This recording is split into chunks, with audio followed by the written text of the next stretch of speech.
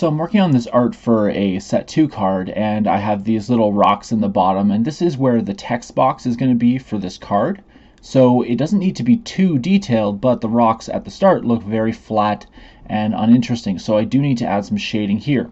The challenge is I need to keep it low contrast, and I also really want to add details.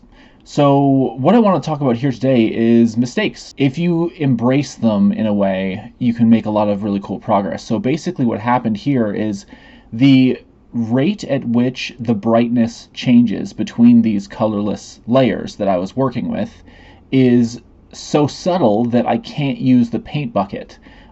Because if I do use the paint bucket, then it's going to bleed over to these other bits. So what I end up having to do to fix that mistake is go area by area, line by line, and add a higher contrast separating line so that I can adjust all of the colors. And the reason I have to do this is because I want to add these little trenches here. You can see me drawing the lines for those there. And those trenches are going to be another color. So the number of possible combinations of colors in this contrast ratio that I have is not high enough for me to have that many layers.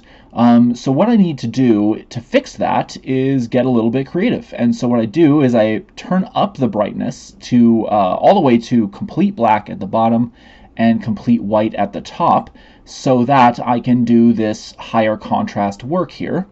And then, of course, since we are doing pixel art and we have the wonderful magic of computers, I can take that layer, which you can see me selecting here. So what I do is I go back and I grab the layer before and I take out the lava, and I use that to select the thing that I just made, and I use the brightness and contrast to make the colors line up the way that I want them to. So basically what you can do is, if you embrace a mistake that you make and you just keep working at it, oftentimes things can turn out looking a lot better than they started. So if you make mistakes, sometimes it's a good idea just to flex with the situation.